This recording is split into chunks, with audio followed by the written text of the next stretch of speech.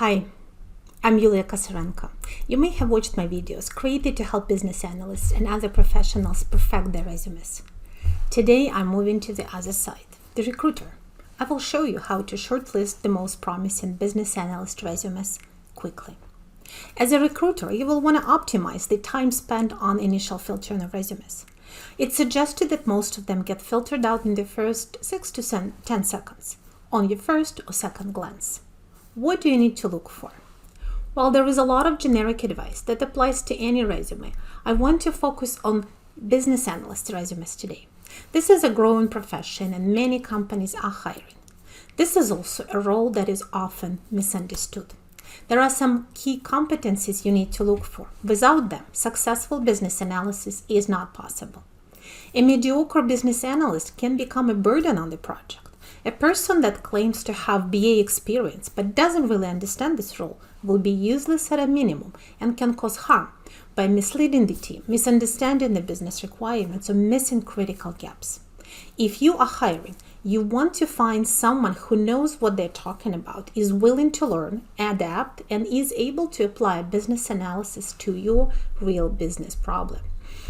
I've created this video to help you.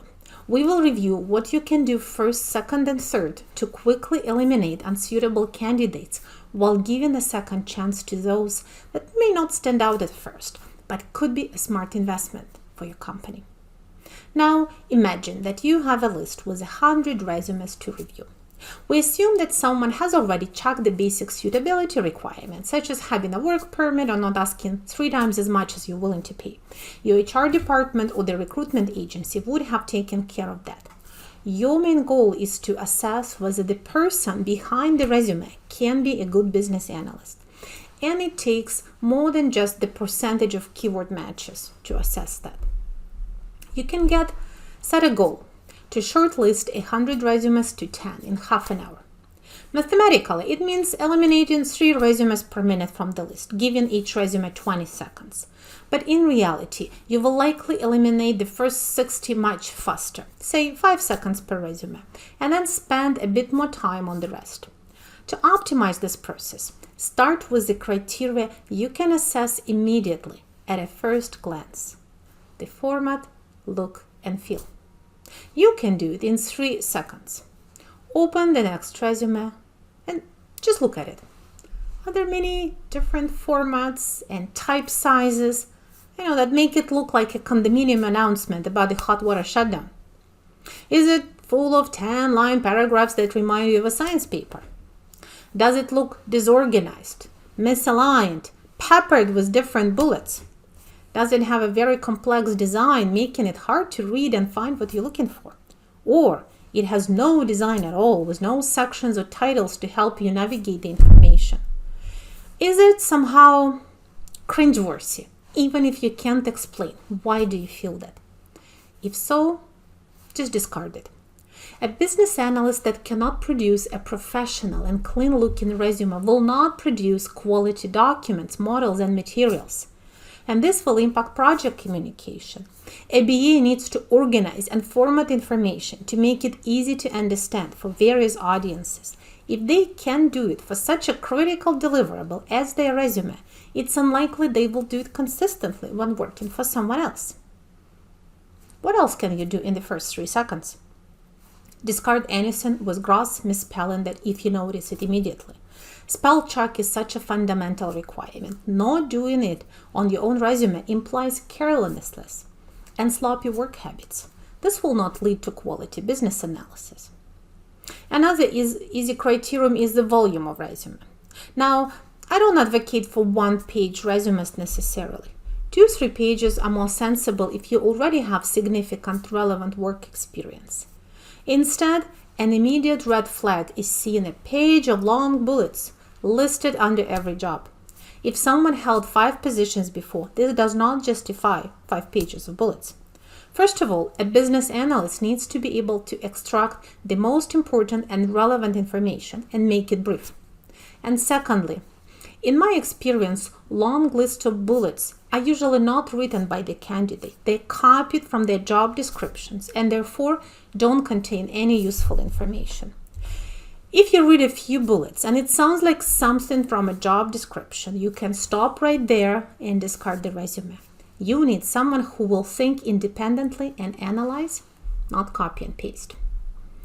Another easy filter is recognizing your job description mirrored in the resume. While job seekers often hear advice to modify their resume for each job, some take it literally and give you everything they think you want to hear. Their resume will say that they have done all those things you're looking for, word for word. It means you can't trust anything they say. If you haven't discarded the resume yet, now spend a bit more time scanning a few bullets and paragraphs. Is the writing clear and articulate? Does it mention specific duties, activities, and accomplishments? Does it use professional business analysis terminology? If you see too much fluff and generic statements and not enough substance, consider it another reject reason. A BA must be able to focus on the essential. After all, this is what they need to do. Analyze business needs, figure out the requirements, articulate them clearly. Think of it this way. You, the hiring manager, are the main stakeholder. You have needs and requirements to hire the right person for the job. You've specified your needs in the job description. The resumes you review are like proposed solutions. As a client, you want to consider those solution documents that clearly outline what you will be getting. You want to hire someone who understands what business analysts do, what tools and techniques they use, and how they contribute to projects. Would you rather hire someone who said they supported various value-added activities as requested by management, or someone who conducted requirements workshops, captured business rules, created models to support feasibility analysis, and captured user story maps? Be wary of those meaningless statements such as always on task to support projects, collaborated with team members for best results, or applied my strengths to provide value to the organization. These are just space fillers. They have zero useful information. So if you read those few bullets and are struggling to understand what do they mean and how is this relevant, then just skip the rest and move on to the next resume. And keep watching for spelling, grammar, and punctuation issues. More than 2 or 3 should be a sufficient reason to just move on. By now, you should be left with a much smaller portion of the initial 100. You can now give these resumes you have left a second chance. At this point, different recruiters will have different priorities for their scrutiny. What are the most important criteria for you? What are your requirements? It may be industry or business domain experience, seniority in the role, knowledge of certain technologies. Now you may look for keywords and specifics. You know best what those are. But while you do that, assess business analysis skills and competencies. Review the skills section. Is it well organized? Does it look like this person understands what skills are needed for the job? Sometimes a resume will say all the right things in the objective statement, but the list of skills and activities will tell you a different story. A good analyst doesn't just document or use technology. They facilitate, research, investigate. They look for root causes of problems, analyze scenarios and business rules. They create models and diagrams, present, communicate, explain, and train. So look for a variety of skills and activities related to business analysis, regardless of previous position titles. And this brings me to one more point. If you're hiring for a BA position, don't limit yourself to reviewing only previous BA positions. And don't discard a promising candidate just because they didn't have the right titles. Some candidates will do business analysis while having a different role. It may be related to limitations of their legacy HR system, the size of the company, commonly used titles in the industry, or a combined job role. Or you may be looking at the resume of someone who put a lot of work into upskilling and acquiring BA experience in their previous jobs. This is a good thing, and it shows an interest in business analysis, willingness to learn, and dedication to their goal. This is exactly the type of specialist who could be a smart investment for your company. Someone willing to work hard in order to learn and grow.